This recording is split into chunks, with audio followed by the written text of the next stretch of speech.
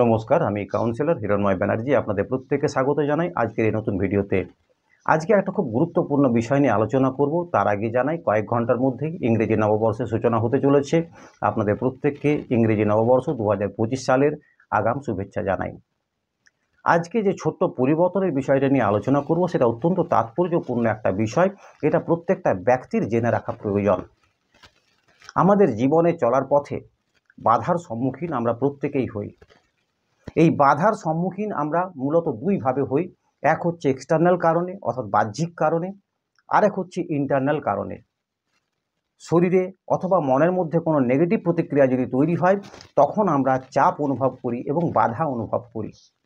আবার বাইরে থেকে কোনো ব্যক্তির আচরণের কারণে অথবা কোনো বস্তু বা কোনো ঘটনার নেগেটিভ প্রভাবের কারণে আমাদের মন বিচলিত হয়ে যায়, আমরা মানসিক পীড়া অনুভব করি। এই দুই ক্ষেত্রেই যে বাধার সম্মুখীন হই তার মোকাবিলার জন্য আমাদের বেশ কিছু জৈবিক প্রবৃত্তি কাজ করে। অটোমেটিক্যালি তার সমাধানের জন্য যে জৈবিক প্রবৃত্তি কাজ করে তার ফলে দুটো প্রতিক্রিয়া তৈরি হয়। এক হচ্ছে ফাইট, দুই হচ্ছে ফ্লাইট। এই ফাইট এবং ফ্লাইট অর্থাৎ লড়াই করো না হলে পালিয়ে বাঁচো। কিন্তু আপনারা জানেন কোনো সমস্যার সমাধান করতে গেলে লড়াই করে অথবা পালিয়ে বেঁচে কখনো কোনো সমস্যার সমাধান হয়নি। তাই এই ফাইট এবং ফ্লাইট করতে গিয়ে আমরা আদপে কোনো সমস্যার সমাধান করতে পারি না, উল্টে সেই সমস্যাকে হয়তো বাড়িয়ে তুলি অথবা আমরা সেই সমস্যার মধ্যেই আটকে থাকি। আবার অনেক সময় দেখা যায় যে একই ধরনের সমস্যায় আমরা বারবার পড়ছি সেই একই কারণে। এর পেছনে মূল যে কারণ হলো তা হলো আমরা সমস্যার সমাধান যেটা করছি সেটা জৈবিক প্রবৃত্তি দ্বারা, অর্থাৎ অটো রিফ্লেক্স সিস্টেম আমাদের যেটা রয়েছে, অটোমেটিক সাবকনশাস মাইন্ড থেকে একটা সমাধান আসছে, হয় ফাইট করো অথবা ফ্লাইট করো, এবং তার দ্বারা আমরা যখন কোনো সমস্যার সমাধান করতে যাই তখন আমরা আরও বেশি বিপর্যস্ত অনুভব করি, আরও বেশি সমস্যাগ্রস্ত অনুভব করি। তাহলে আমাদের অটোমেটিক যে সমাধানের পদ্ধতি আছে ফাইট আর ফ্লাইট, সেটা কিন্তু আমাদের সমস্যার সমাধান নয়, বরং সেটা একটা সমস্যা তৈরি করে।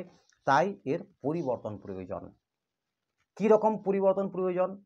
আমাদের যে কোনো সমস্যা সে বাহ্যিক কারণে হোক অথবা ভেতরের কারণে হোক, তার জন্য আমরা রিয়্যাক্ট নয় অ্যাক্ট করব। অর্থাৎ অটোমেটিক যে প্রতিক্রিয়া আসে তার দ্বারা চালিত না হয়ে আমরা সচেতন হব।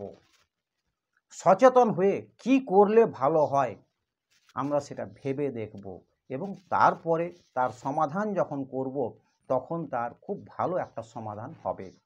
আমি আগেও বলেছি, জীবনে এমন কোনো সমস্যা নেই যেটা এত বড় যার কোনো সমাধান নেই, অথবা জীবনে এমন কোনো সমস্যা নেই যেটা এত ছোট যার কোনো সমাধান প্রয়োজন নেই। যে কোনো সমস্যার সমাধান প্রয়োজন এবং তার সমাধান আছেও।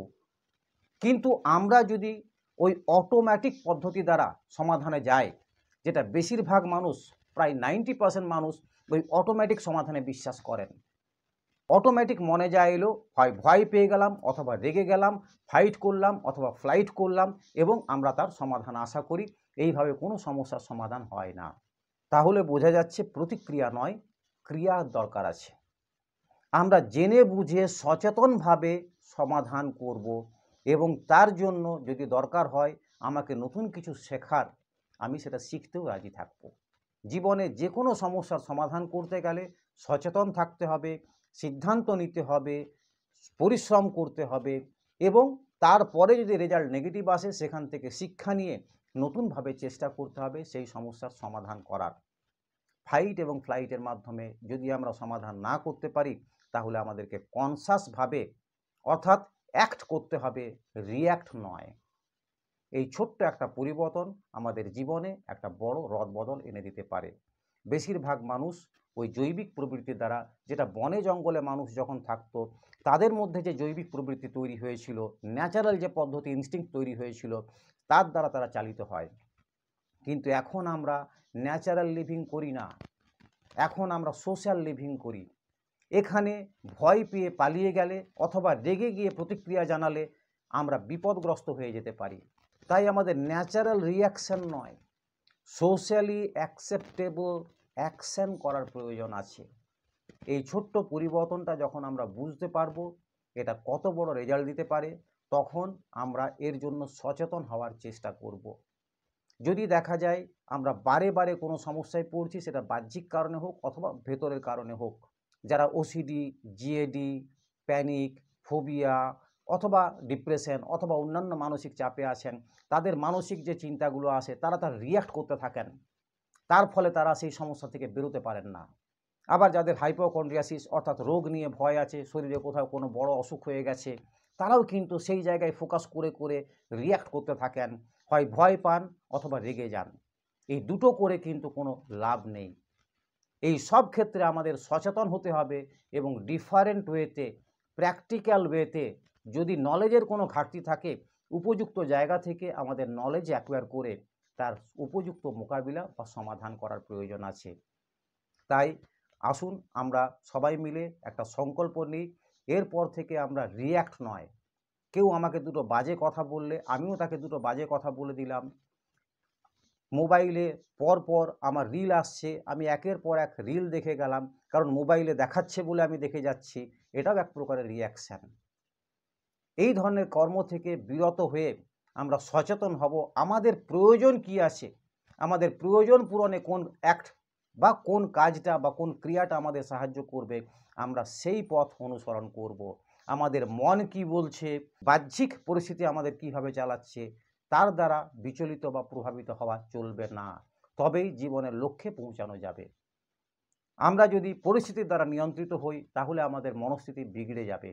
আমরা যদি মনস্থিতিকে ভালো রেখে পরিস্থিতিকে মোকাবিলা করি তাহলে যে কোনো চ্যালেঞ্জকে ওভারকাম করা যায়, যে কোনো সমস্যাকে সুযোগে রূপান্তরিত করে নেওয়া যায়।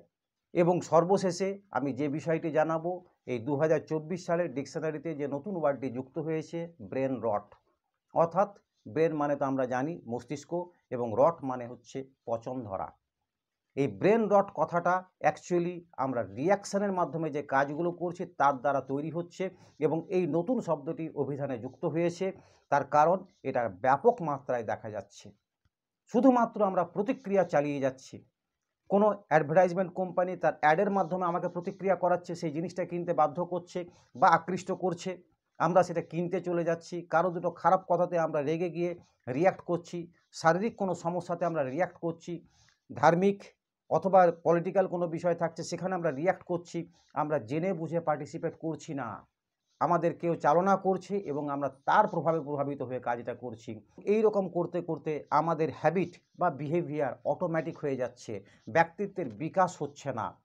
আমরা যদি রিয়্যাক্ট না করে অ্যাক্ট করতে পারি আমাদের ব্যক্তিত্বের বিকাশ অনেকখানি বেড়ে যাবে, আমরা অনেক ভালোভাবে বিহেভ করতে পারবো এবং নিজস্ব লক্ষ্যকেও অ্যাচিভ করতে পারবো। সাথে জীবনের যে কোনো প্র্যাকটিক্যাল সমস্যা অথবা মানসিক কোনো সমস্যা অথবা শারীরিক কোনো সমস্যার অনেক ভালো সমাধান করতে পারবো। এই বিষয় নিয়ে আপনাদের আরও জানার থাকলে কমেন্টের মাধ্যমে অবশ্যই জানাবেন। নতুন বছর খুব ভালো কাটুক। আজকের ভিডিওটা এখানেই শেষ করছি। নমস্কার।